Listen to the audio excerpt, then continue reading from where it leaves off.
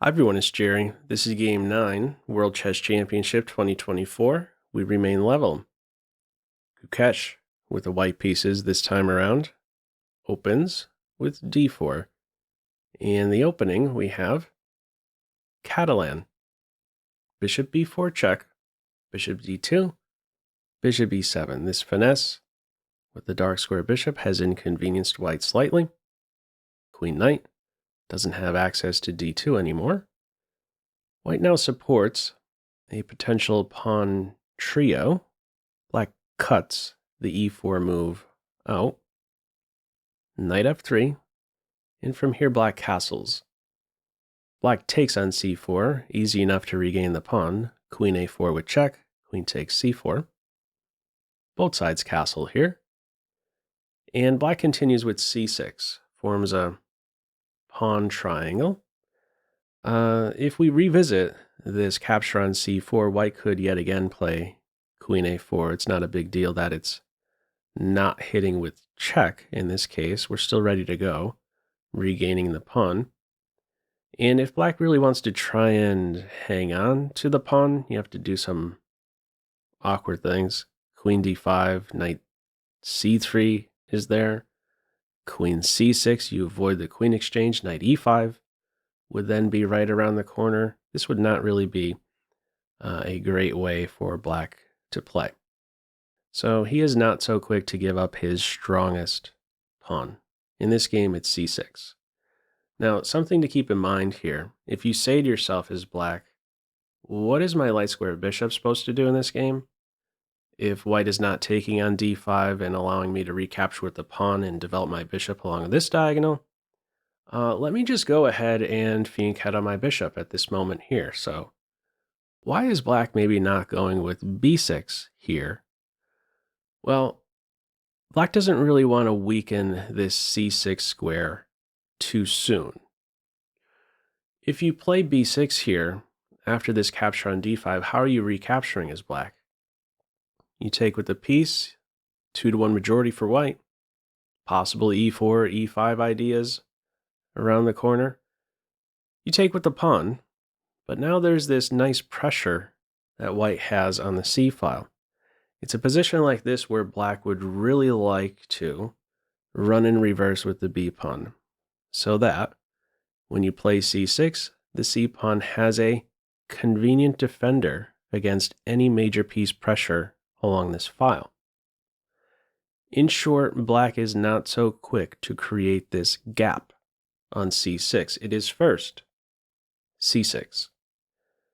Queen c2, direct defensive c4, knight b to d7, and from here rook to d1.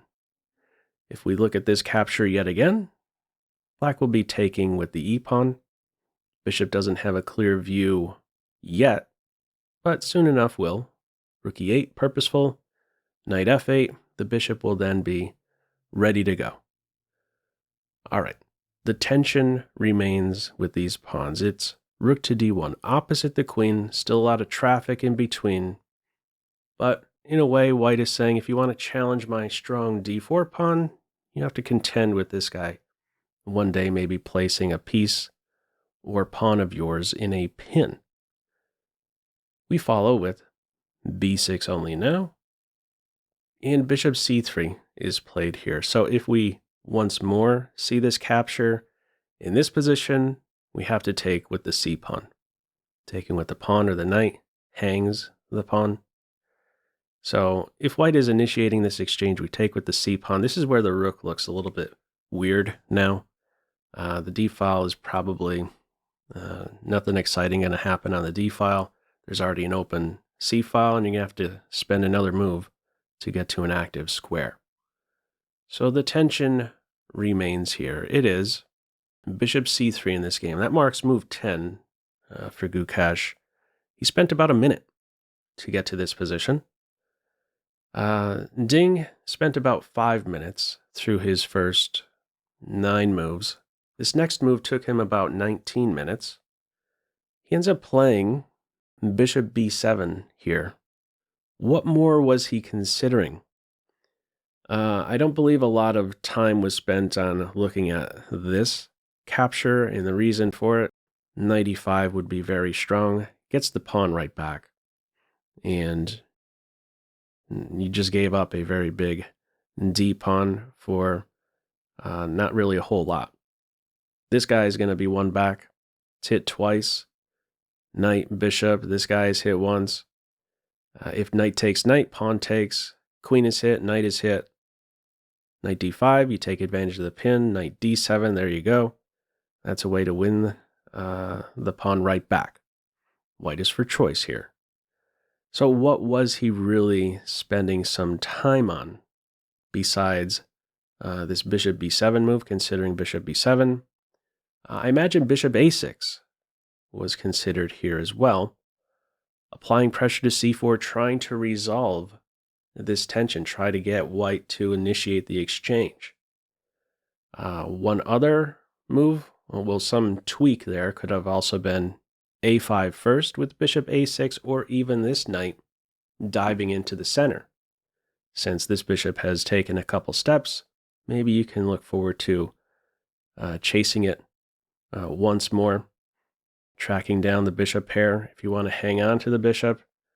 In a position like this, if you're going to play with knight to e4, once that knight is challenged, do you really want to move this knight for a third time? Normally, you're going to want to put up a bit more of a fight when you put the knight on e4. If challenged, you're pretty much saying, I'm going to try and reinforce that guy.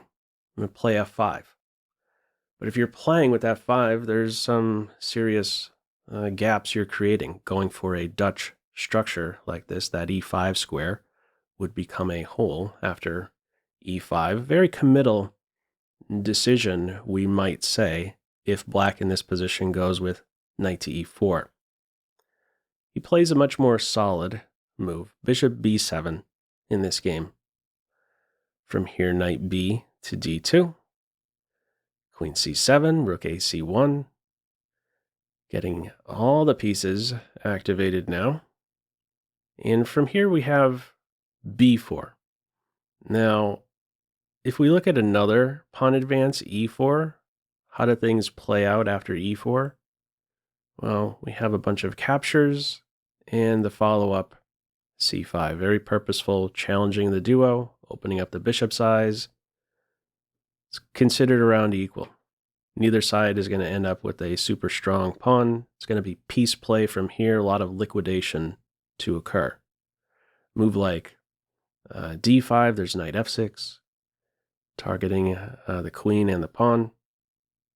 Okay, e4 doesn't really get us anywhere here. The try in this game is with b4. Follow-up is c5, right around the corner potentially for white, now that there is this pawn trio, is to establish a pawn in black's house. Black is not really so excited about allowing this invasive pawn, so ends up playing c5 himself. One other move that may be tempting here, playing as black, is this capture on c4, with the idea to meet knight takes c4 with knight d5. And now it seems like black is either going to get the bishop pair or a pawn. But this would really end up being somewhat of a poison pawn if black pursues this line. The bishop would be maintained. Bishop b4 is considered best. It likes this position for white, keep in mind, with this idea to play bishop g5. And what is black supposed to play here if you're going with f6? Not without its drawbacks. e6 is a hole. If you're withdrawing the bishop like this, you're asking for maybe e4. Where's the knight going? If the knight moves, there's bishop f4, possible knight jump on this square. Knight b4, queen b1, dark square bishop exchange, maybe e5, maybe knight d5. A lot of activity for white if black is going for some pawn grab.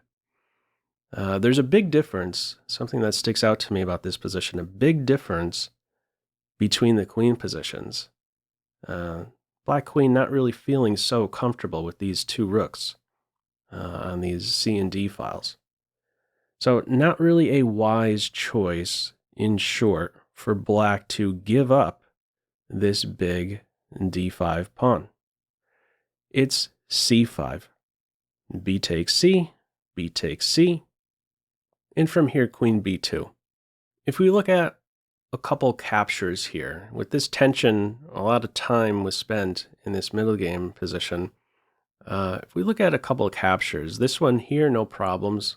Black can recapture with the knight, improve this second ranked knight by 2 ranks. That's healthy. If we look at the other capture, bishop captures is cool. If white looks forward to e4 and then e5, in many cases having this pawn here is very strong for white, but not in this case. This would open up a huge gap on d5. This is normally a catalyst for an attack on the king side, but there isn't really going to be an attack on the king side with this queen side so opened. There's a problem immediately on this bishop. This is a huge square. You really would like to have the time here as white to get in some aggressive ideas, moves that try and break down the king side, maybe drifting the queen over like this. But again, very difficult to accomplish that with such an opened queenside environment. So we keep the tension between these pawns. It's queen to b2. Knight b6 follows. The knight is thrown in a pin. Rather than knight b6, if you're going with rook to b8, and I mean it is a move, rook b8 or even rook to c8, activating that last piece. Rook b8, the queen is going to hide. She's going to throw herself in the corner.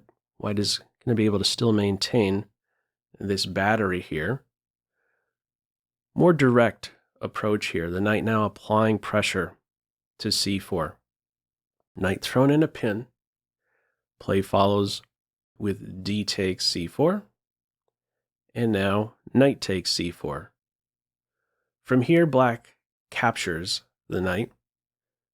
Some other move that is available, very long-winded, forceful continuation here, kicks off with knight takes knight. You could play this move with the idea, if bishop takes queen, there's knight takes queen. Black would be coming out ahead here, playing with the 2 minor pieces versus the rook. How this line would go, best play here after knight takes c4, would be rook takes knight, a very lengthy continuation I'm putting on here. Queen takes bishop, queen takes bishop, takes pawn, a lot of captures. Queen takes rook, we're not done.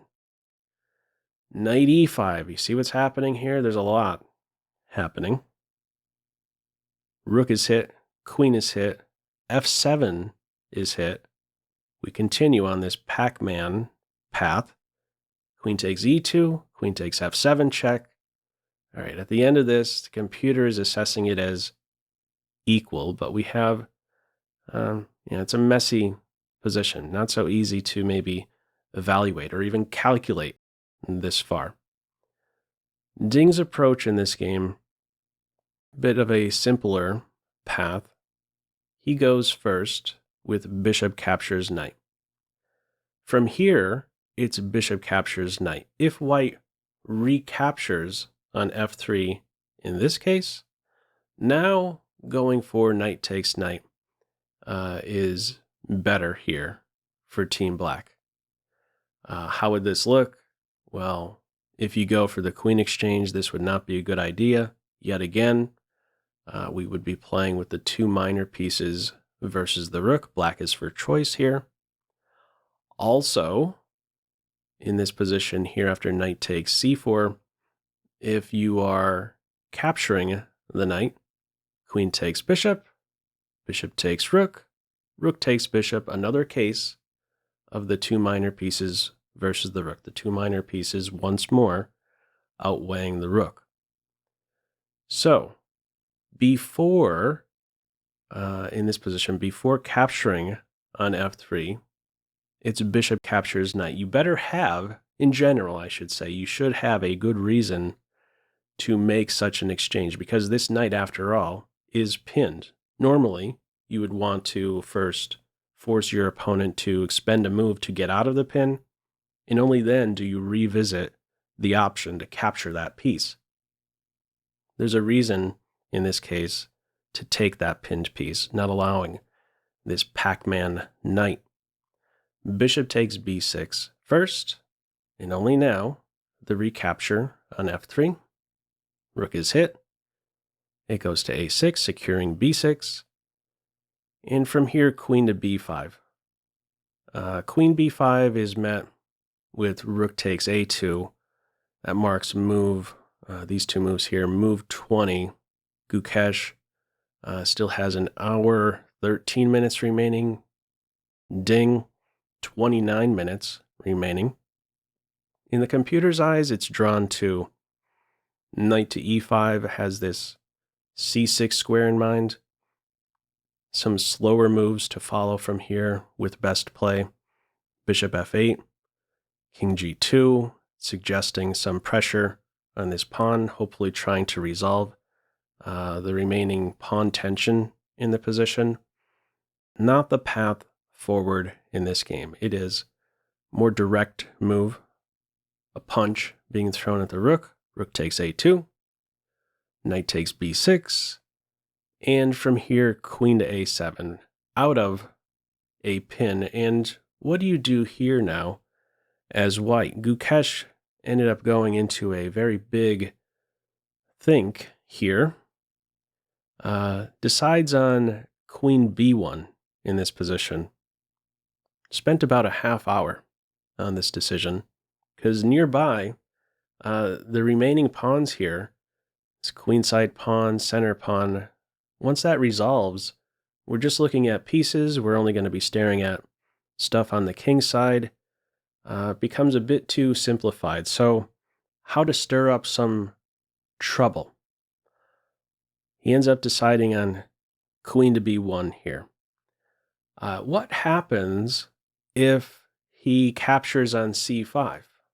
Well, it's going to liquidate very fast. If this capture was played instead of queen b1, black can exchange a pair of rooks and now follow with rook c5, and soon this pawn will be won and we'll just be focused on the king side. It's a level position. So he brings the queen all the way back. Black's response is rook to b8. There's a trap here. Instead of rook b8, if black captures on this square, white would have a winning move. The winning move here would be knight c8, landing a fork. There's an intersection square. White can make use of c8. Queen is hit. Queen is overloaded. She has two jobs too many. White will soon capture the bishop. If you recapture, there goes your rook. This is winning for white. You cannot take on d4 here. It's rook b8, working on this pin. Now we have the capture on c5. Follow up, rook a6. Next up, remove the pawn and then crash through on b6. There really isn't a way to prevent this idea now. What's tried from here? Queen b5, bishop takes c5, and in the game, queen takes, bishop is played. Now there's some delicate moves here. You have to be very accurate in a couple situations here. As black, the side who still has a back rank problem, no flight square yet for black, there are many tricks right around the corner. So in this position, in the game it's queen takes bishop, but if you take with the rook, if white took with the rook here, how would you recapture the knight? Best would be to take with the rook. If you take with the queen, this is considered winning for white. With the move, quiet move, queen to c4, Now, there's a couple things happening here. One, we're next ready to get to this back rank, cause a problem here for the king still lacking a flight square. And the other detail, let's say white or black here tries to flick in a flight square. Here's the other problem. There's rook c6 with a skewer. You're going to lose a piece. It's a big intersection square on c6. Another detail, let's say this rook tries to get out of this skewer idea, going to a3 or a7, put on rook a7. Here's another detail. There's rook b5, yet another way to take advantage of this awkward position for black without that flight square. If you end up taking twice on this square, there's going to be rook d8 in the end and checkmate. So, you have to be careful. In the event of rook takes c5, rook takes knight is best. In this game, it's queen takes bishop. Now things change. If you take with the rook in this case, that would be losing.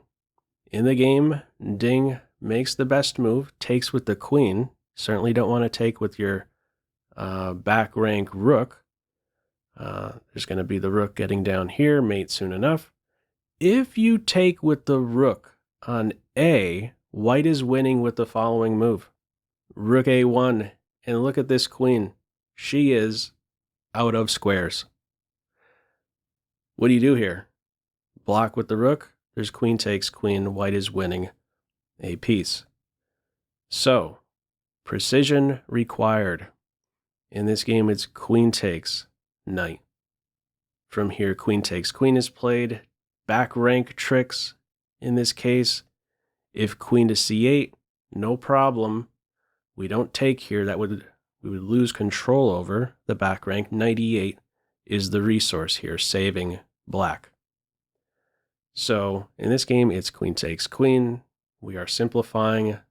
No action now on the queen side. No pawns to worry about.